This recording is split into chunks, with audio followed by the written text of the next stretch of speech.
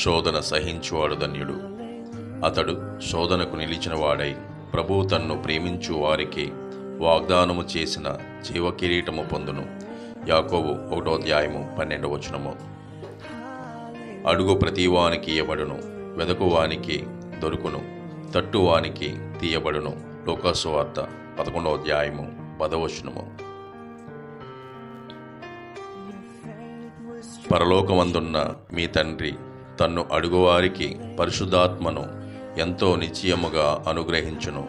లోకాసువార్త 11:13.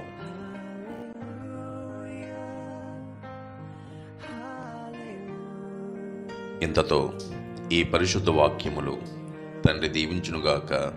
Amen. Amen. ప్రార్థన. భూమిని ఆకాశమును సృజించిన సర్వశక్తిగల దేవ, మీకే వందనాలు. దినదినము మమ్మలను కాచి కాపాడుతున్నందుకు మీకు స్తోత్రాలు, స్తుతులు. తండ్రి, ఎంతమంది అయితే ఈ వాక్యాన్ని వీక్షిస్తున్నారో వారికి, వారి కుటుంబాలకు ఆశీర్వాదంనివ్వండి.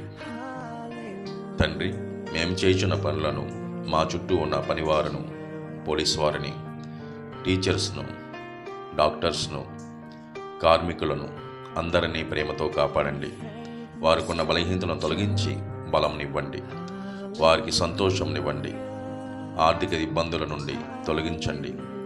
అందరినీ ఆనందంగా ఉంచి మీ రాజ్య సువార్తకై మీరు అక్కడ సమయంలో మేమంతా మేల్కొని మీ యందు మీ పరలోకముకు చేరటానికి మాకు అటువంటి ధన్యతను దయచేస్తారని మా ప్రభువును మీ ప్రియకుమారుడైన యేసుక్రీస్తు వారి పేరట బ్రతిమాలు వేడుకుంటున్నాం తండ్రి. ఆమెన్.